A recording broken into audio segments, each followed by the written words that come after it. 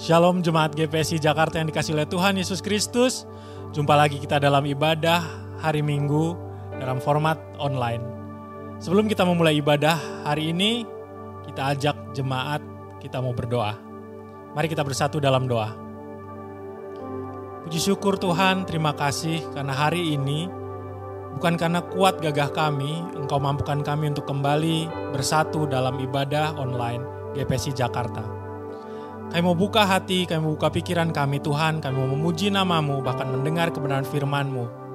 Karena hari ini kami rindu untuk Engkau ajar, kami rindu untuk memuji memuliakan nama-Mu.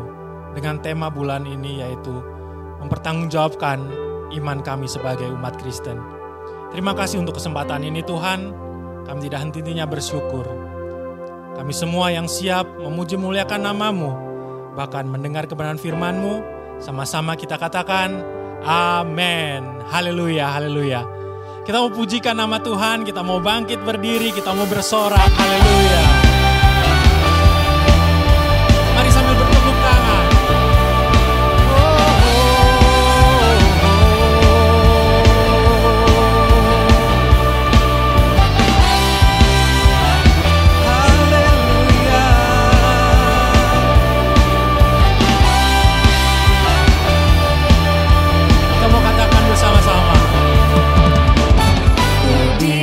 Kuasa Raja mulia menaklukkan musuh di bawah kakiku.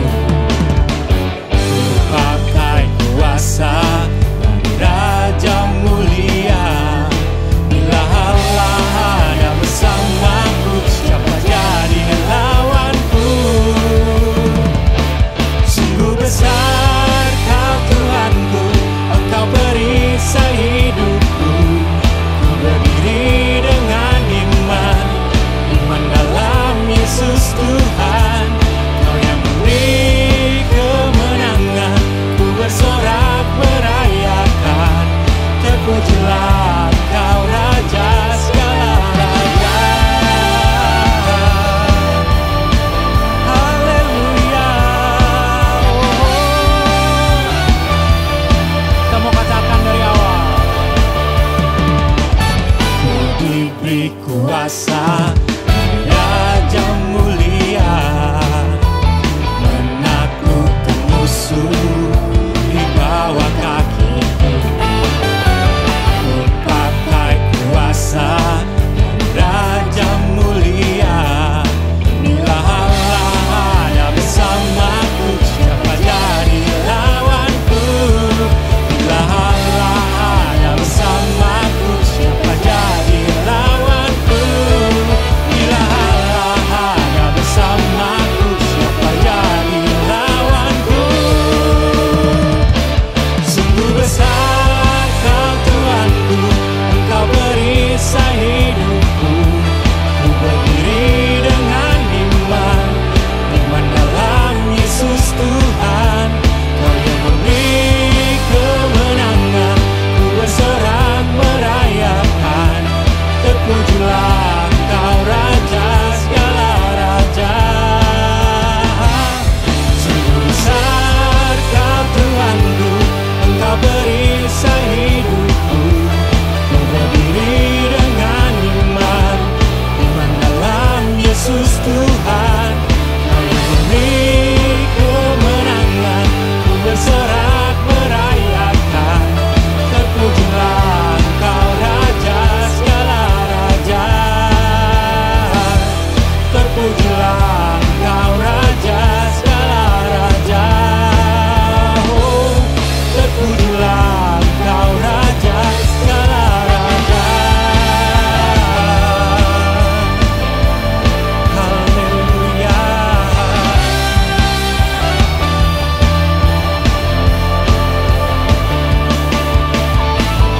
Amin, amin, haleluya.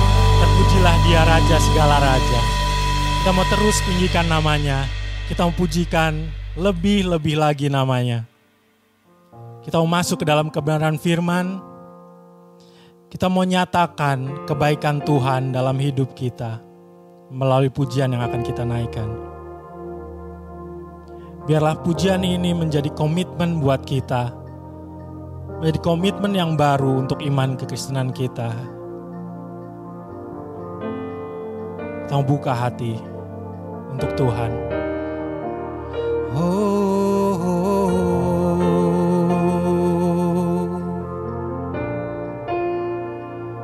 Haleluya.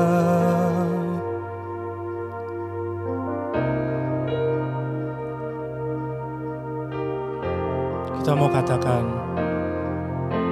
seperti wanita mengurapimu, menangis di bawah kakimu.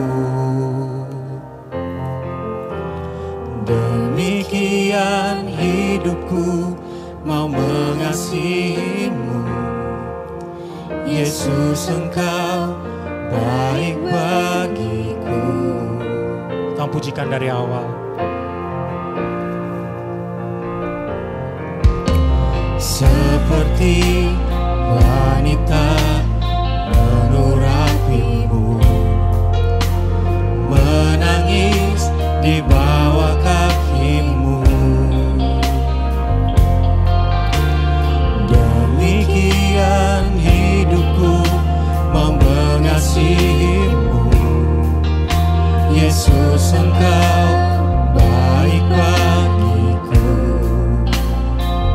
Sampai akhir ku menutup mata, ku tetap setia menanti janjimu. Sampai ku dapatkan mahkota kehidupanku, ku tetap setia untuk melayanimu. Kau pujikan pujian ini dengan lebih-lebih lagi dari awal. Seperti wanita mengurapimu, menangis di bawah kakimu, Tuhan. Demikian hidupku mau mengasihimu, Yesus, Engkau baik bagiku, Tuhan. Sampai akhir ku menutup mata, ku tetap setia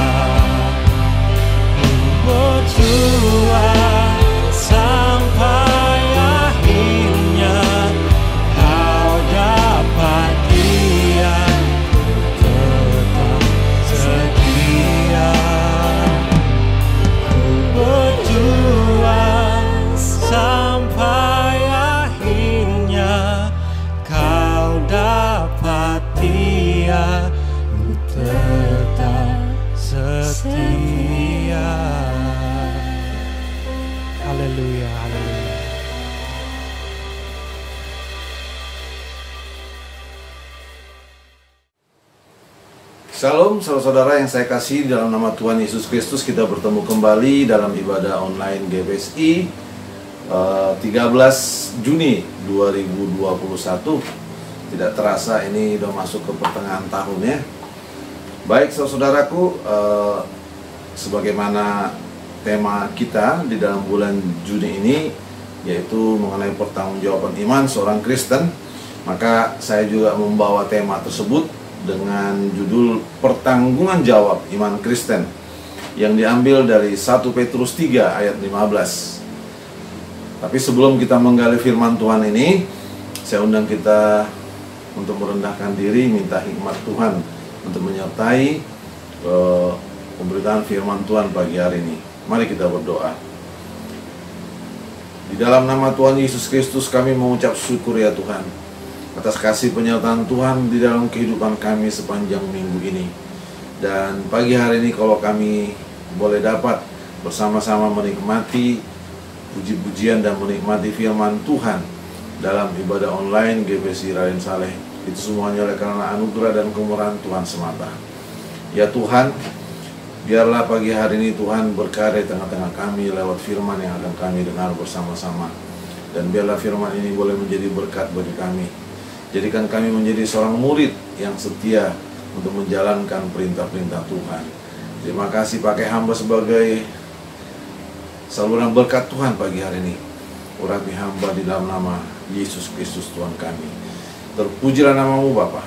Dalam nama Tuhan Yesus kami berdoa dan mengucap syukur. Amin. Baik saudara yang saya kasih di dalam nama Tuhan Yesus Kristus, sebagaimana saya katakan dalam tema kita pagi hari ini adalah pertanggungan jawab iman Kristen yang terambil dari 1 Petrus 3 ayat 15. Demikian firman Tuhan. Tetapi kuduskanlah Kristus di dalam hatimu sebagai Tuhan, dan siap sedialah pada segala waktu untuk memberi pertanggungan jawab kepada tiap-tiap orang yang meminta pertanggungan jawab dari kamu tentang pengharapan yang ada padamu, tetapi haruslah dengan lemah lembut dan hormat. Saudara-saudara yang saya kasihi, saya akan mencoba mengulang pembacaan firman Tuhan ini dengan mengutip dari bahasa Yunaninya ya. Tetapi kuduskanlah Kristus di dalam hatimu sebagai Tuhan, dan siap sedialah pada segala waktu untuk memberi pertanggungan jawab. Kata pertanggungan jawab di sini adalah apologia, bahasa Yunaninya ya.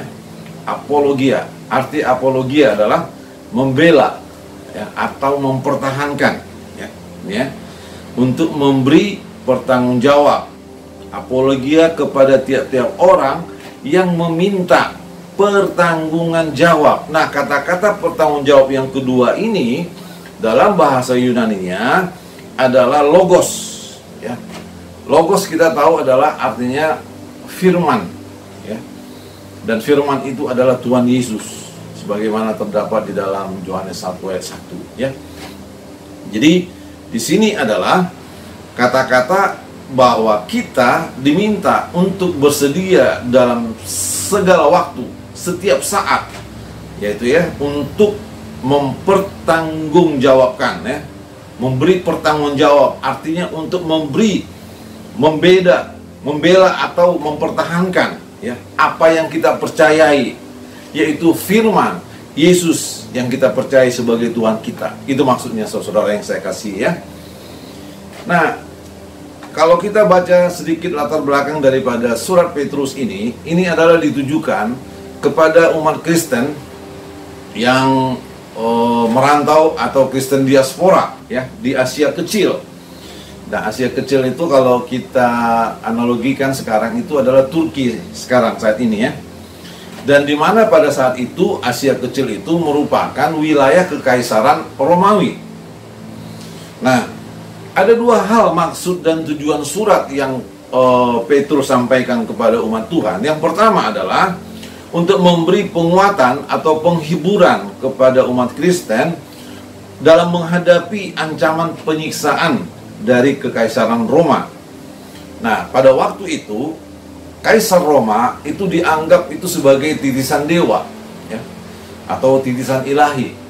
Nah, itu sebabnya rakyat di sana menganggap kekaisaran itu sama seperti kayak Allah, kan begitu ya, dan mereka wajib menyembahnya. Nah, padahal di dalam iman Kristen itu tidak dibenarkan ya menyembah orang, ya itu bertolak belakang, itu udah masuk di dalam penyembahan berhala. Nah, itu saudara, tujuan pertama Petrus menulis surat ini untuk memberi penguatan atau penghiburan kepada umat Tuhan yang memang pada saat itu ada ancaman bagi mereka jika tidak mengikuti perintah kaisar atau menyembah kaisar, akan ada siksaan atau mungkin masuk penjara lah dan segala macam, ya, itu dia. Nah, pada saat itu penyembahan kepada kaisar itu merupakan bentuk loyalitas kebangsaan pada saat itu, ya. Nah, kita tahu bahwa kira-kira katakanlah 100 tahun kemudian pada abad pertengahan kedua, bagaimana terjadi suatu pembunuhan ya bagi uskup agung pada waktu itu di Smyrna yang bernama Polikarpus, ya, karena dia tidak mau menyembah daripada kekaisaran dia, akhirnya dibakar hidup-hidup, ya. Tetapi yang anehnya waktu dia mau dibunuh, dibakar, dia digantung, diikat dalam suatu tiang. Nah, apa yang terjadi saudaraku? Dia tidak terbakar. Itu seperti roti yang dipanggang, tapi dia nggak hangus saudaraku, ya. Dia tetap utuh. Nah, akhirnya Algojo pada saat itu menikam Polikarpus dan darahnya itu bisa jadi memadamkan api, ya, yang membakar dia pada waktu itu. Dan itu sangat menggembarkan ya bagi saksi yang melihatnya pada waktu itu. Dan itu adalah merupakan suatu kesaksian yang luar biasa. Sehingga lewat itu juga banyak jiwa-jiwa dimenangkan lewat kekuasaan mukjizat yang Tuhan lakukan, saudaraku, ya. Nah, saat itu sebagaimana kita tahu dalam sejarah gereja, Polikarpus sempat diberikan kesempatan oleh gubernur Romawi. Dia katakan berjanji akan membebaskannya kalau Polikarpus menyangkal atau menghujat Yesus. Tapi tahukah saudaraku apa yang Polikarpus katakan? Ya, pada saat dia mau dibakar, dia berkata begini, selama 86 tahun aku telah mengabdi kepada Kristus dan ia tidak pernah menyakitiku. Bagaimana aku dapat mencaci raja atau Kristus yang telah menyelamatkanku? Saudaraku, ya, itu suatu pengakuan iman atau pembelaan iman yang luar biasa dari Polikarpus. Nah, waktu gubernur Romawi pada saat itu mendengar itu sebagai perwakilan dari kekaisaran, maka dia dibakar seperti yang saya jelaskan barusan, saudara, ya. Itu adalah merupakan suatu bentuk pertanggungjawaban iman untuk Polikarpus pada saat itu. Nah, itu tujuan pertama, ya. Bagaimana Rasul Petrus mengirim surat itu untuk memberikan dorongan kekuatan kepada umat Tuhan untuk tetap setia walaupun ada ancaman, saudara. Dan yang kedua, tujuan dari surat Petrus itu adalah juga memberi dorongan kepada umat Kristen pada saat itu untuk menghadapi kritikan-kritikan ya daripada orang-orang Yunani yang kita tahu pada saat itu adalah Helenisme, ya. Bagaimana budaya Yunani waktu itu juga bertumbuh dengan filsafat-filsafatnya, ya. Ya, saya mengatakan bukan filsafat salah, ya. Kita juga doktrin gereja banyak juga didasarkan oleh filsafat, ya, yang sesuai dengan agama kita. Tetapi pada saat itu orang-orang Yunani sangat menonjolkan hal-hal yang rasionalis, ya, yang rasionalitas, ya, yang sampai mengabaikan iman. Dan waktu itu Rasul Petrus mengirim surat itu untuk memberikan juga dukungan kepada mereka agar mereka bisa mempertanggungjawabkan iman untuk menghadapi kritikan-kritikan itu tentang dasar iman Kristen pada saat itu. Mengapa umat Tuhan bisa percaya kepada Yesus, ya? Petrus memberikan dorongan agar mereka bisa menghadapi dua hal yang saat itu mengancam eksistensi daripada orang-orang Kristen pada saat itu. Itu, saudaraku, maksud dari tujuan daripada surat yang Petrus kirim kepada umat Tuhan pada saat itu. Dan kita tahu saudaraku, ya, bagaimana dulu berkembangnya agama Kristen, ya, untuk mempertahankan, ya, iman mereka, ya. Maka ada muncul beberapa orang-orang yang cukup terkenal, ya, di dalam doktrin gereja kita, ya, yang kita percaya, yaitu ada yang namanya Justinus, ada yang namanya Origenes dan Tertullianus, ya. Itu semuanya orang-orang apologis. Apologis itu orang yang mempertahankan pendiriannya dalam argumentasi Kristen, ya, yang menjelaskan imannya dengan sistem yang masuk akal. Maka ada istilah timbul apologetika, ya, ilmu atau seni atau metode bagaimana untuk membela, mempertahankan ajaran Kristen, ya, yang sampai sekarang berkembang, saudaraku. Itu tujuan daripada surat itu, saudaraku. Maka Petrus oleh ilham Roh Kudus, ya, dia memberikan kesempatan waktunya untuk menulis surat itu agar umat Tuhan boleh kuat di dalam situasi atau ancaman apapun, saudaraku, ya. Nah, sekarang kita mau belajar, saudaraku, apakah si iman Kristen itu? Kan begitu, ya. Dan saya melihat bahwa iman Kristen, ya, itu menyangkut dua hal, ya. Iman Kristen itu bisa juga merupakan suatu iman yang rasional, ya. Kenapa saya katakan rasional? Bahwa kekristenan itu dibangun dengan dasar pemikiran yang dalam, saudaraku. Walaupun memang untuk menemukan itu kita diberikan anugerah, kasih karunia dikatakan di dalam Efesus 2 ayat 8, ya. Tetapi saya melihat kekristenan juga dibangun oleh dari rasionalitas, saudaraku. Ya. Mengapa saya katakan ada beberapa alasan mengapa kekristenan itu dikatakan rasional? Sebab apa yang kita percayai mengenai Yesus sebagai Tuhan dan Juru Selamat kita ada dasarnya, saudara. Artinya bukan mengambang, ya. Kekristenan itu jelas, ya. Itu sebabnya saya juga sebagai seorang Kristen, mengapa saya mengikut Tuhan, itu karena ada kebenaran, ya, yang oleh akal pikiran juga bisa dibuktikan. Pertama adalah bahwa kita meyakini Yesus sebagai Juru Selamat karena kelahiran Yesus pun itu dinubuatkan, ya, jauh 700 tahun sebelumnya. Itu, saudaraku, ya. Bisa kita lihat agama-agama yang lain di luar Kristen, ya. Kita bersyukur bahwa apa yang kita imani itu semuanya ada dasar pemikirannya. Dan Yesus telah dinubuatkan oleh Nabi Yesaya di dalam Yesaya 7 ayat 14. Kalau saudara buka, ya, bagaimana Nabi Yesaya menubuatkan kelahiran Yesus yang dikatakan adalah dia lahir dari seorang perawan dan dia dinamakan Immanuel. Dan di dalam Matius 1 itu digenapi, saudaraku. Pada waktu malaikat datang kepada Maria, maka engkau harus memberi nama dia Immanuel. Itu, saudara. Jadi ada penggenapan, ada benang merah, ya, dari nubuatan kepada penggenapan. Demikian juga di dalam Mika 5 ayat 2 dikatakan bahwa Yesus lahir di Bethlehem. Dan kita tahu ceritanya, setiap Natal bulan 12 kita merayakan perayaan kelahiran Tuhan Yesus di Bethlehem, di tanah Yehuda, dikatakan, saudaraku.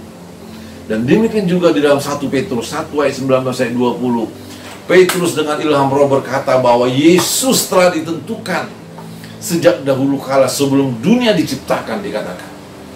Begitu dalamnya, begitu pemikiran yang dalam mengenai kekristenan, saudaraku. Ya.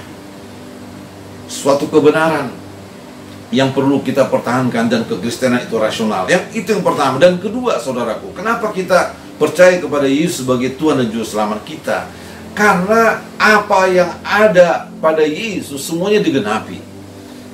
Ya, waktu penyingkiran ke Mesir itu juga dinubuatkan dalam Hosea 11 ayat 1.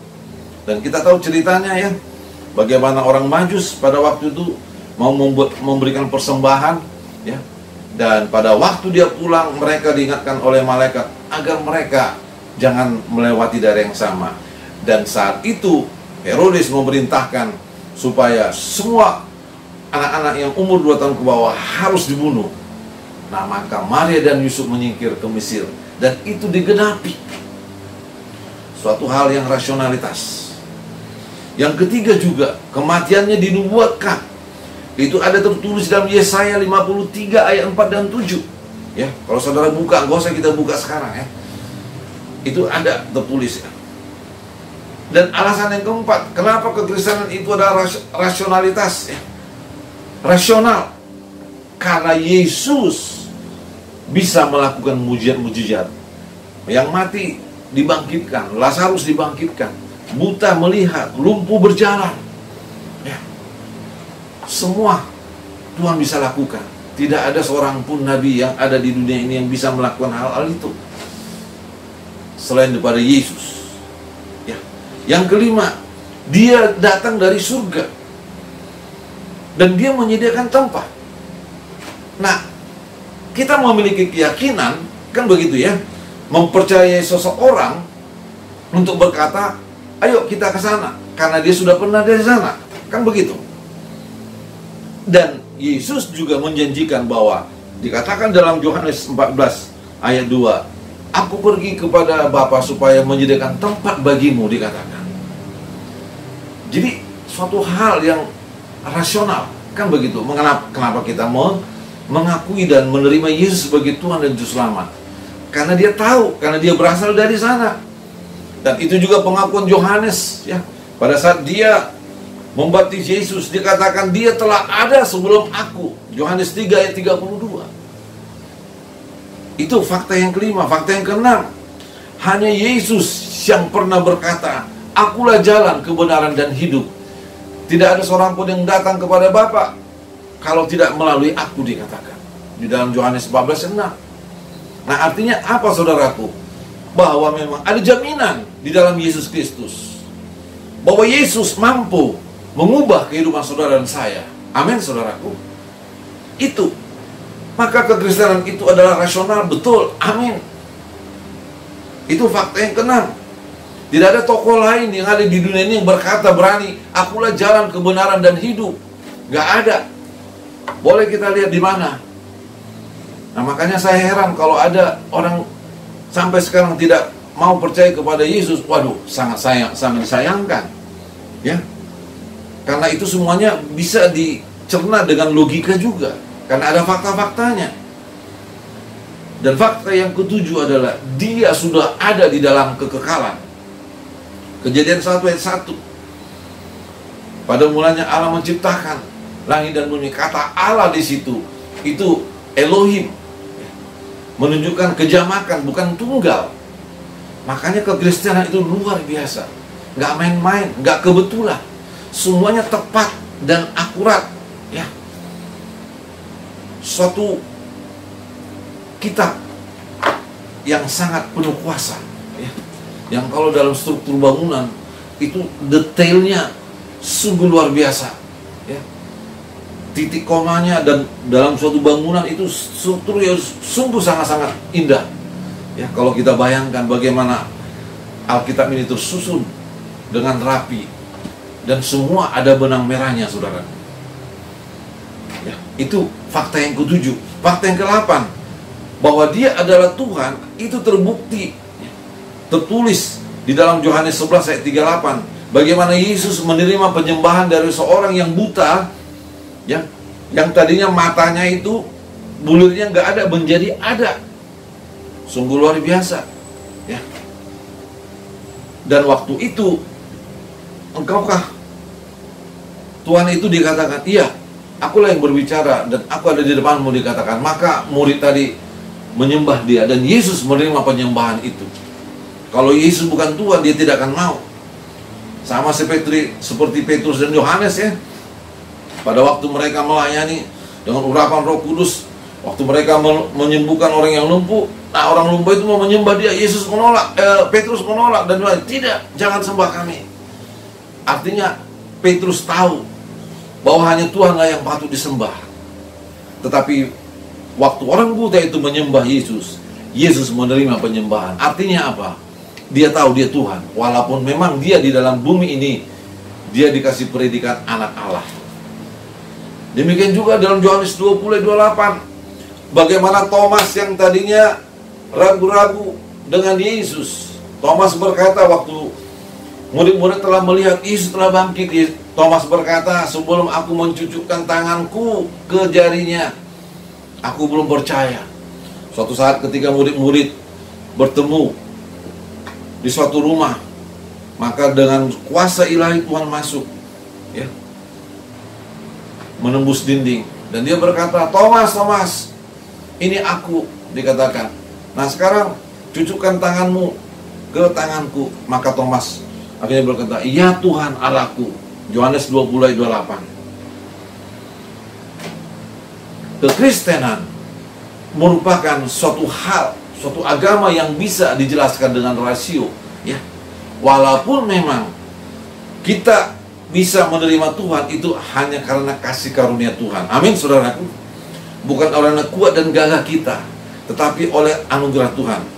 Maka kita bisa menerima keselamatan itu. Itu, saudara. Seorang ateis yang bernama Cliff Staples Lewis, atau disingkat C.S. Lewis, yang hidup pada tahun 1898 dan 1963, yang tadinya seorang ateis, dia bertobat, ya. Dia seorang yang pintar dan pernah mahasiswa di Oxford, dan akhirnya dia dosen di sana. Dan ternyata C.S. Lewis ini adalah penulis karya Narnia, ya. Kalau saudara pernah menonton, saya pernah nonton di televisi mengenai film Narnia, bagaimana singa yang telah mati dan akhirnya bangkit. Saya menemukan analoginya mengenai kebangkitan Yesus, saudaraku, ya. Dan dia waktu itu sering memperdebatkan dengan teman-temannya, teman diskusinya, yaitu J.R.R. Tolkien, penulis Lord of the Ring. Ini juga sudah ada filmnya, ya. Nah, karena teman-temannya C.S. Lewis pada waktu semuanya adalah sudah menerima Yesus, sementara dia seorang ateis. Nah, dia sering berdebat sama si J.R.R. Tolkien ini, saudaraku. Nah, pada akhirnya dia sering berkata, kalau memang Tuhan ada, mengapa ada penderitaan di dunia? Itulah kata-kata yang sering didebatkan sama Tolkien. Mengapa, kata mengapa. Nah, pada suatu saat, pada saat dia mau menuju ke rumahnya di bus, dia merasa tubuhnya merasa kaku dan dingin, saudaraku, ya. Yang dia merasakan itu suatu hal yang aneh bagi dia. Dan ketika dia sampai di rumah, akhirnya dia mengalami pencerahan dari Tuhan. Itu adalah bentuk anugerah Tuhan kepada dia. Dan sejak itu dia bertobat, saudaraku, dan menerima Yesus sebagai Tuhan dan Juru Selamat, ya. Dan kita tahu C.S. Lewis adalah salah satu bapak gereja yang memberikan sumbangsi di dalam doktrin kegerejaan kita, saudaraku, ya. Dikenal dengan pengajaran-pengajarannya yang sungguh luar biasa, ya, di kampus-kampus ataupun di radio pada saat itu. Dan tahukah saudara, pada waktu C.S. Lewis masih dalam ateis, dia pernah menulis di dalam tulisannya, dia katakan begini, hampir semua yang saya cintai adalah imajinasi saya. Hampir semua yang saya yakini sebagai kenyataan tampak suram dan tak bermakna, dikatakan oleh C.S. Lewis, ya. Jadi waktu dia ateis, ternyata apa kepintarannya dia, semuanya itu dikatakan sia-sia, tidak bermakna. Tetapi ketika dia sudah menerima Yesus sebagai Juru Selamat, gairah dia untuk menjadi pelayan Tuhan sungguh luar biasa. Dan Tuhan pakai dia sungguh luar biasa pada saat itu, saudara-saudara. Dia hidup dari tahun 1898 sampai 1963, saudara-saudara. Dan itulah mengapa kekristenan adalah rasional. Artinya apa? Bahwa kekristenan itu bisa dijelaskan dengan logika-logika yang masuk akal, saudara, ya. Mungkin engkau berkata, bagaimana Yesus lahir tanpa persetubuhan? Oh, bisa aja, saudara. Bagaimana dunia alam semesta ini bisa diciptakan oleh Tuhan? Kalau kita berbicara logika, kan begitu, ya. Tetapi semuanya bisa Tuhan lakukan, yang menunjukkan bahwa Dia maha kuasa. Itu dia, saudara. Jadi kekristenan menyangkut hal yang rasional, ya. Dan yang kedua, kekristenan juga menyangkut relasional, ya. Artinya hubungan. Kekristenan tidak cukup hanya rasional, ya. Kalau hanya rasional yang percaya bahwa Yesus adalah Tuhan, maka sia-sia hidup kita. Kenapa? Karena setan pun percaya Yesus itu adalah anak Allah. Dan itu tertulis, ya, di dalam Yakobus 2 ayat 19. Yakobus berkata, ayo kita buka saudaraku, ya. Apa dikatakan Yakobus 2 ayat 19. Engkau percaya bahwa hanya ada satu Allah saja, itu baik.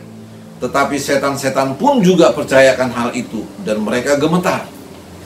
Kekristenan tidak hanya menyangkut rasional, saudaraku, tetapi dia juga menyangkut relasional, ya. Apa artinya bahwa kekristenan adalah merupakan suatu hubungan dengan Tuhan. Kekristenan kalau hanya rasional, maka yang lain juga sama saja. Tetapi yang membedakan kekristenan dengan agama lain adalah bahwa kita memiliki hubungan yang spesifik dengan Tuhan. Dan itu hanya bisa dilakukan lewat Roh Kudus yang Tuhan kirim, ya. Yang telah kita dengar firman Tuhan pada waktu yang lalu, pada saat pencurahan Roh Kudus, ya, tanggal 23 yang lalu. Maka orang Kristen bisa dimampukan, ya, di dalam kehidupan ini untuk berjalan di dalam kebenaran oleh karena relasional kita, hubungan kita yang akrab dengan Tuhan. Itulah bedanya kekristenan dengan yang lain. Dan pertanggungan jawab kita sebagai orang Kristen itu bisa dilihat dari kehidupan kita sehari-hari, saudara. Kalau saat ini kita sudah mengalami kebebasan, kemerdekaan dibanding dengan bapak-bapak gereja pada awal-awal abad pertama dan kedua, ketiga, saudaraku, kita bersyukur bahwa tantangan yang kita hadapi tidak sehebat mereka, saudaraku. Tetapi ada satu hal yang penting bagi saudara dan saya, bahwa kita juga perlu mempertanggungjawabkan iman kita di dalam kehidupan kita sehari-hari, ya. Bagaimana relasi kita juga dengan kehidupan kita di keluarga kita, dengan pasangan kita, dengan anak-anak kita, ya, dengan tetangga kita, dengan teman kita di kantor, teman kita bergaul. Maka orang akan melihat, ya, oh betul dia sebagai seorang Kristen, pengikut Tuhan, ya, karena kita bisa menghasilkan karakter Yesus di dalam kehidupan sehari-hari. Dan itu hanya bisa kita lakukan ketika hubungan saudara dan saya intim dengan Tuhan. Amin, saudaraku. Itu. Jangan sampai orang akan mencibir kita. Wah, percuma dia sebagai orang Kristen. Wah, payah. Jangan sampai kita menjadi batu sandungan, saudara. Suatu peringatan bagi saudara dan saya pagi hari ini, supaya kita perlu memiliki hubungan yang akrab dengan Tuhan. Karena saya percaya hanya dengan hubungan yang akrab dengan Tuhan, maka kita boleh mengaktualisasi diri kita di dalam kehidupan kita sehari-hari, sehingga kita menjadi cahaya yang bisa menerangi orang-orang. Sebagaimana hamba-hamba Tuhan, bapak-bapak gereja kita yang dulu, mereka menjadi cahaya, dapat mempertanggungjawabkan iman mereka. Demikianlah saudara dan saya pada pagi hari ini, ya. Nah, kita tahu, saudaraku, bahaya yang mengancam kita adalah bagaimana media sosial sekarang begitu gencar, ya. Orang seenaknya untuk membuat suatu kata-kata di dalam medsos, ya, di dalam Facebook, segala macam, saudaraku. Kita perlu menyaring, ya. Kita perlu harus beda dengan orang lain. Saya sangat kaget 2 hari ini mendengar berita, ya, bagaimana BTS Meal, ya, kelompok K-pop Korea Selatan, ya, yang kolaborasi dengan McDonald. Waduh, saya pikir-pikir, wah ini ada apa ini? Ya, sampai semuanya antri, Gojek antri. Jangan sampai anak-anak kita saudara ikut dalam itu. Amin. Kita harus beda. Amin. Kita harus memberikan pertanggungjawaban iman kita kepada anak-anak kita. Ya.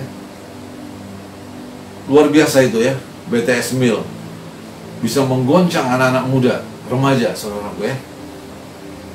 Itu menunjukkan bagaimana sebetulnya pola hidup dunia ini, saudaraku. Tapi saya percaya saudara yang dalam Tuhan tidak sampai begitu-begitu amat ya, untuk sampai meminta Gojek membeli dan mereka antri dan sampai petugas protokol kesehatan memperingatkan para Gojek itu, saudara. Nah ini saudara, ya, kita perlu memiliki hubungan relationship dengan Tuhan kita. Agar apa? Agar kita bisa menjadi orang yang memiliki relasi yang baik, yang harmonis dengan orang di sekitar kita. Jangan sampai orang menuduh kita, wah, susah. Jangan sampai, saudara. Kita bisa memberikan contoh bagaimana Nuh. Di dalam Kejadian 6 ayat 9 dikatakan Nuh adalah orang yang hidup saleh, tidak bercela, dan bergaul akrab dengan Tuhan, dikatakan. Ya, begitu pada zamannya itu Nuh, Tuhan menyuruh untuk membuat bahtera. Bahkan banyak orang yang mengejek, wah Nuh gila tuh. Tapi Nuh tetap berjalan, saudaraku. Dia percaya kepada Tuhan yang menyuruh dia. Ya. Dia mempertanggungjawabkan imannya, saudaraku, meski diejek. Ya. Mana ada orang membangun bahtera di gunung, dikatakan. Tapi Nuh, meski mungkin berat pada saat itu, tetapi mata rohaninya tertuju kepada Tuhan, saudara. Demikian juga Yesus. Sebagai manusia, dia memiliki hubungan yang akrab dengan Bapa. Itu tertulis dalam Markus 1 ayat 35, bagaimana pagi-pagi hari Yesus harus menyempatkan diri untuk berdoa, dikatakan. Pagi-pagi sekali. Menunjukkan apa? Dia ingin selalu memiliki hubungan yang akrab dengan Bapa di surga.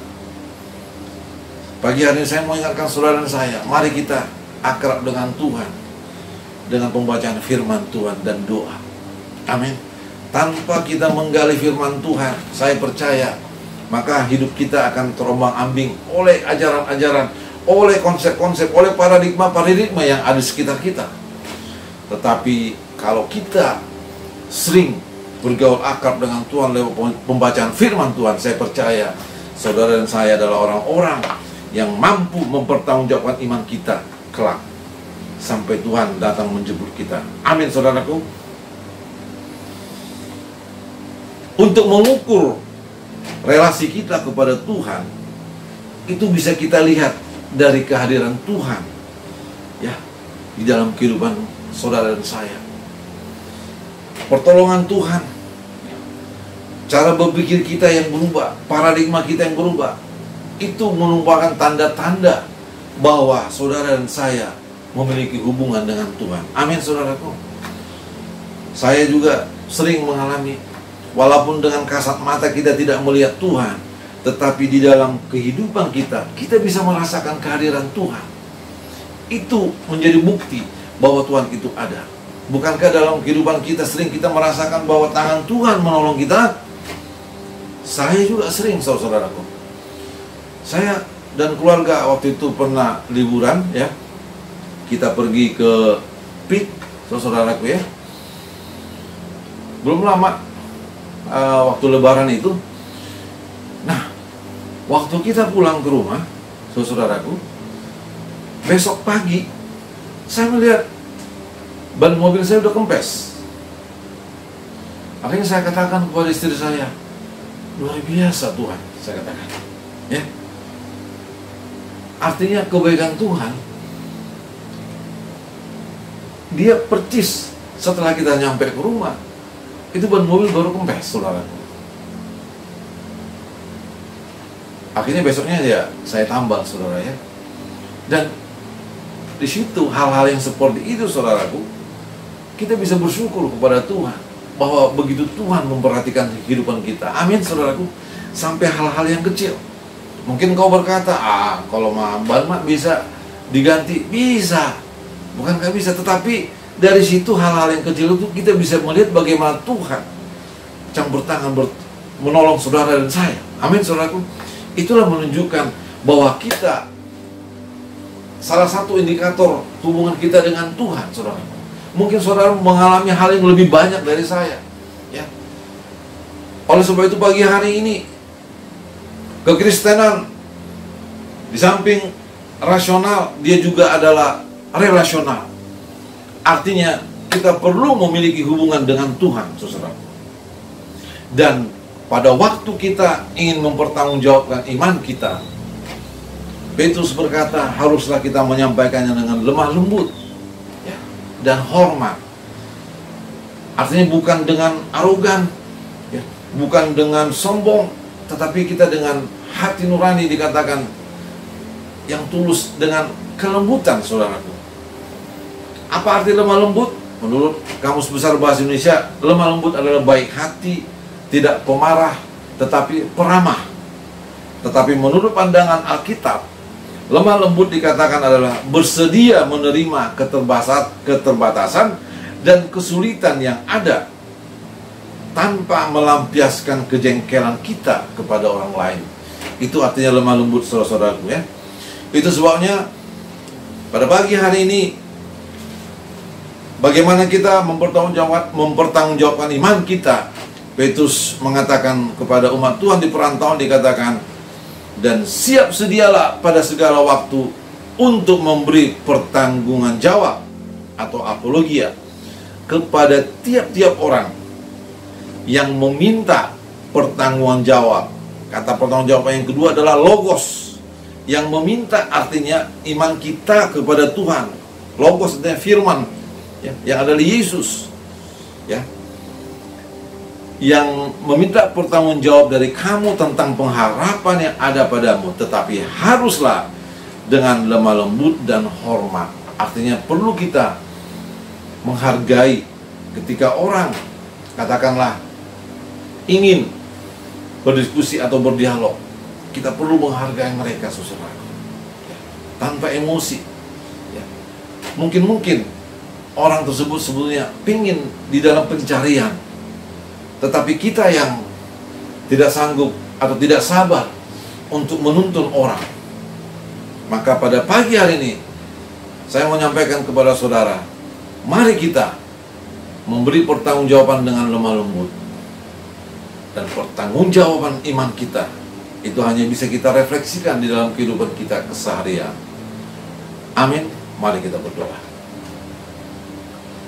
Bapa, di dalam nama Tuhan Yesus Kristus, terima kasih Tuhan buat firman-Mu pagi hari ini. Kami telah mendengar bagaimana umat Tuhan lewat surat Petrus kepada umat Tuhan diaspora untuk memberikan pertanggungjawaban iman kami kepada orang-orang dengan hati, dengan lemah lembut dan penuh hormat, ya Tuhan. Terima kasih Tuhan buat pagi hari ini, bahwa iman kami kepada Yesus sebagai Tuhan itu bisa kami jabarkan dengan rasional, bahwa kekristenan itu juga bisa dijabarkan, bisa dijelaskan dengan rasional, dan fakta-fakta kerasional itu ada di dalam firman-Mu, ya Tuhan. Kami tahu memang Tuhan, supaya kami bisa memiliki itu semuanya adalah anugerah Tuhan semata. Karena kami boleh menerima keselamatan itu hanya oleh karena kasih karunia Tuhan, sebagaimana firman-Mu berkata dalam Efesus 2 ayat 8, ya Tuhan. Dan kekristenan itu Tuhan boleh kami lihat dari relasional, dari hubungan kami dengan Tuhan. Ketika hubungan kami akrab dengan Tuhan, maka kami bisa berhubungan harmonis dengan orang-orang di sekitar kami, ya Tuhan. Pakai kami Tuhan, sebagaimana kami ada, ya Tuhan. Dan biarlah Tuhan, iman kami terus bertumbuh di dalam Tuhan. Terima kasih buat penyertaan Tuhan dalam kehidupan kami. Allah Roh Kudus, terjemahkan lebih dalam firman ini kepada setiap pendengar, ya Tuhan, sehingga setiap orang yang mendengarkan boleh datang kepada Tuhan, menerima Tuhan sebagai juru selamat dan bertumbuh di dalam Tuhan. Bahwa kekristenan itu merupakan suatu kepercayaan yang rasional dan juga yang relasional.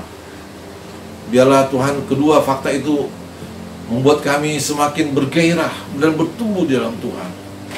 Terima kasih, kami bersyukur Tuhan memiliki Tuhan yang telah menyatakan dengan tegas dan jelas siapakah Yesus itu.